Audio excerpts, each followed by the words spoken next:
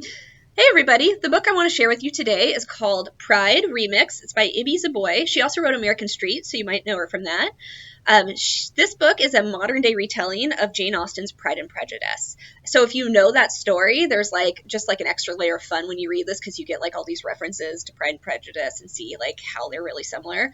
If you haven't read the book, don't worry about it. You can still enjoy this. It's a great romance to pick up, and I think you'll enjoy it. So the main character in this is called Zuri Benitez, and she lives in this little corner of Brooklyn. She's never really left it. She absolutely loves her neighborhood. Everyone looks out for each other. Everyone takes care of each other. They get together and have these huge parties. But all that's looking to change when these people move in across the street, and they basically gut this old building, totally renovate it, make what she calls a mini mansion, and she can tell they're going to bring change with them, and she's not really sure she's ready for that. They also have these two sons who are about her age called Ainsley and Darius, and she could tell right from the start she's not going to like what they bring. She thinks Darius is stuck up right from the get-go, can't stand him, and just doesn't like the sense of what they're going to do in the neighborhood and the change they're going to bring. So here's just the opening to give you a hint of what it's like. Chapter 1. It's a truth universally acknowledged that when rich people move into the hood, where it's a little bit broken, a little bit forgotten, the first thing they want to do is clean it up. But it's not just the junky stuff they'll get rid of. People can be thrown away too, like last night's trash left out on sidewalks, or pushed to the edge of wherever all broken things go.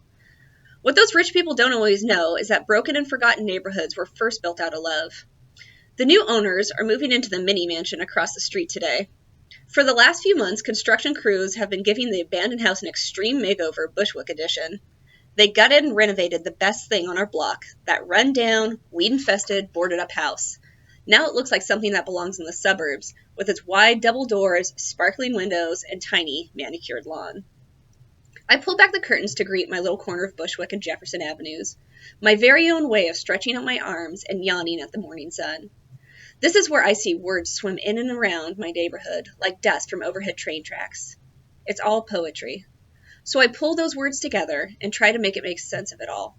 My hood, my Brooklyn, my life, my world, and me in it. So that's just a little taste of the opening of Pride Remix. Like I said, if you like romances, pick it up. It's a good read, and maybe it'll make you interested in the original. Who knows? Give it a shot.